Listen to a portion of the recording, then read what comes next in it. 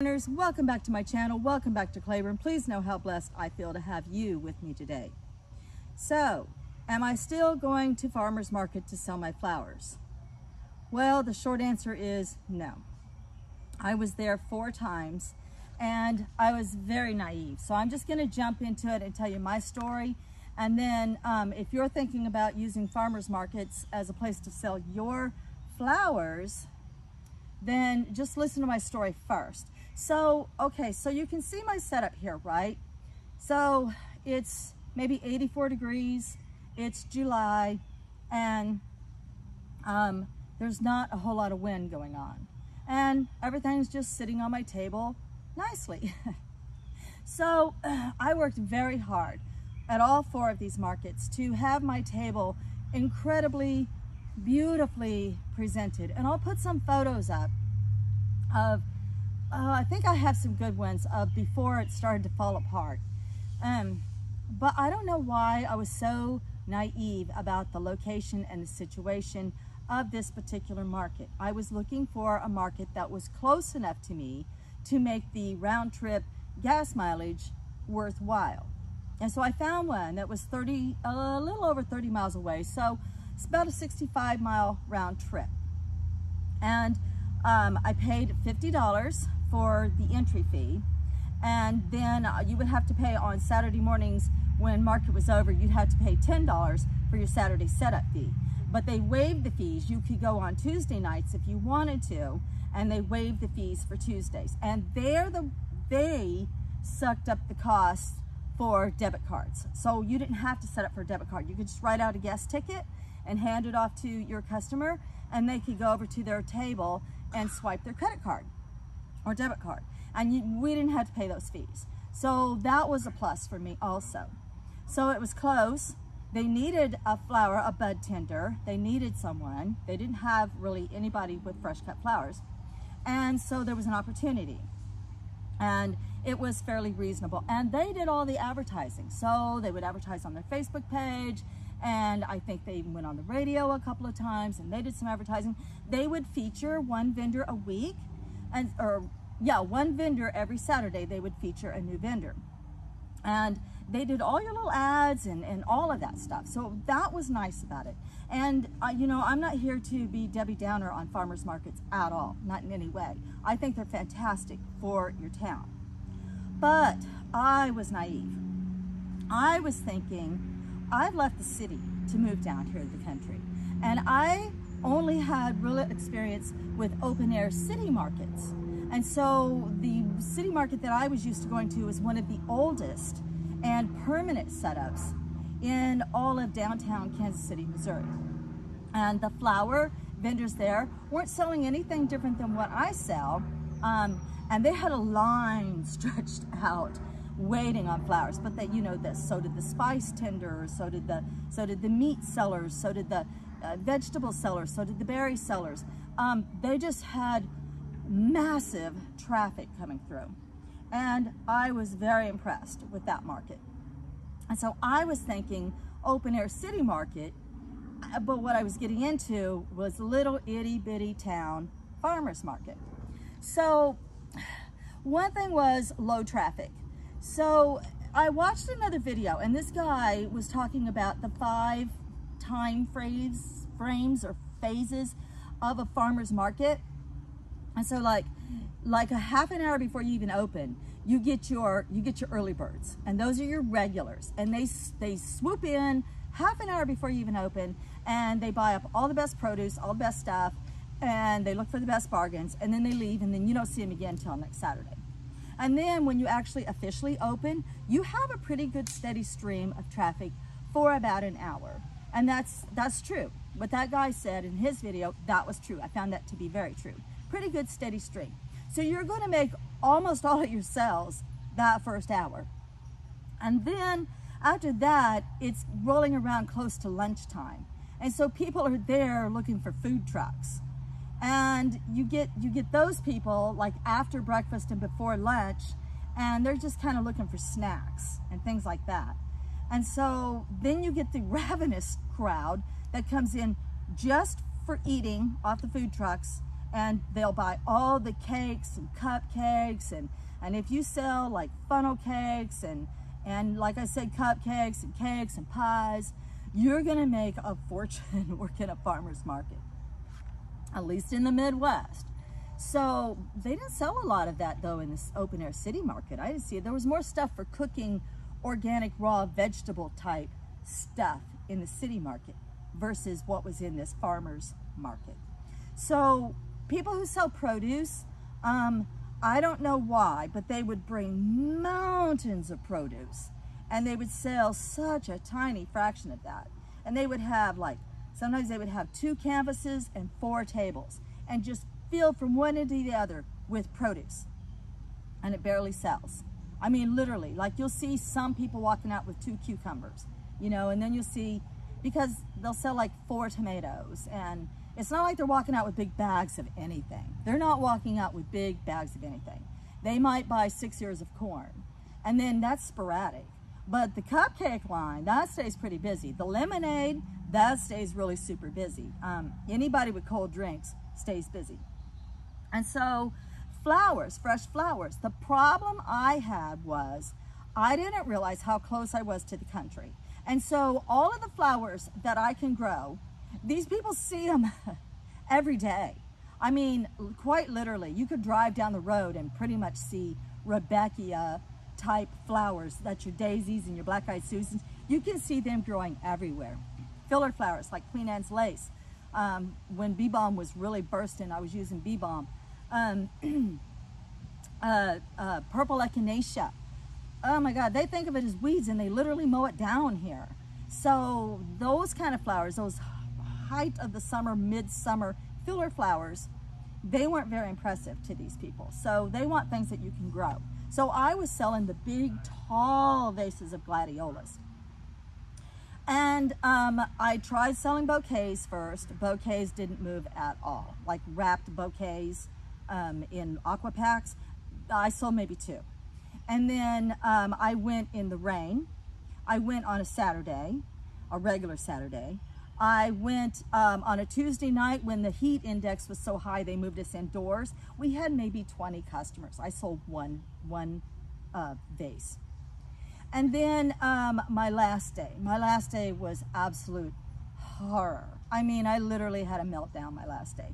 I mean, literally melted down because it was like 96 degrees and the heat index was something like 106 to 108.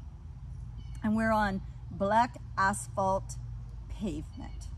We set a metal cup down that we were drinking from, and you literally couldn't pick it back up. You couldn't touch the bottom. It was that hot. It would have burned your hand. I was so naive. I thought a canvas was going to give me shade. I think all the canvas did over the top of us was literally like keep us from dying. But also, as the sun began to set and the sun came through that front of that canvas, my flowers didn't last on that table. Like today. Today, my flowers are about 5 days in the vase, and they're on their way out. But the day that I picked them, they were fresh and beautiful and vibrant. They weren't on the table 5 minutes, and they immediately just melted. I mean, they just, oh. You cannot have fresh cut flowers in the blazing sun. Duh. I feel so naive about that, but I thought the canvas was going to be shady. I thought it was going to be like it is here. I thought it was going to be shady. Well, there's a big difference between tree shady and canvas shady, let me tell you. Okay, and then she could have moved me to the other side, which she offered to. She said, well, next week I'll put you on the west side. Well, that's the side where all the traffic is, and the smell of the fumes of the gas would come wafting up from there.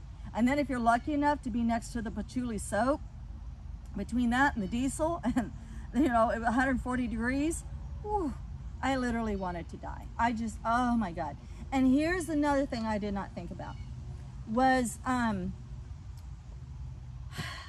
if everything else would have went right, I still don't think I would have sold much there. Because, well, I couldn't keep anything on the table as a display even. So like even my flowers, could I have kept them fresh and pretty like they're sitting right now? This would be like so windblown. It would be like, like everything would be knocked over and water everywhere, and the tablecloth would be soaked, and the glitter falling off my little glitter doodaddies, and I had like a flag in the front, and that was all wind blown off to the side. I set a vase down, I turned to pick up another vase, that vase fell over. One vase flew off the table and broke glass everywhere. Okay, so don't have glass vases. Well, the Aquapacks didn't sell either. So it wasn't the flowers, it was the wilting and the death of the flowers. That was one thing. And then the horrible display. And then on top of that, you have to be there an hour before anybody else. I mean, before your customers come. You have to be there for that hour because you have to help everybody else set up. I literally could set up in 8 minutes. 8 minutes. But I had to help everybody else set up, which, you know, I don't mind because of feeling like you're a part of something and you're an integral part of that town and you start meeting people. I don't mind. I really don't. But then when it comes time to take down, because you haven't sold anything those last 2 hours, when it comes time to take down, you got to go over and help that guy that has 2 canvases and 4 tables and all of that food, when I could literally be home, you know, in the shade with a glass of lemonade. Would I do it again? Well, if there was a windbreak, if there were no gas fumes, if I was on grass or gravel and not hot pavement, no, I still wouldn't do it again. Not in this area, because I just don't feel like the flowers that I was selling are I don't know how to say this. If the petals were coated in sugar, then they might have sold, because the food trucks are what stays busy. Not even the poor produce people down here. They really don't stay that busy, in my opinion. You know, the cupcakes and the pies and the ice cream and the Frito pies and all of that. If it's sugar on it, especially, it will sell. But flowers in general, you know, I sold one for a wedding. I sold one because somebody had company coming in. You know, I just wasn't seeing anybody who regularly wanted fresh flowers in their house. And that's what I was looking for, really. I mean, spontaneous purchases, yes, but I wanted to snag some regulars. So would I do it again? No, I probably would not do it again.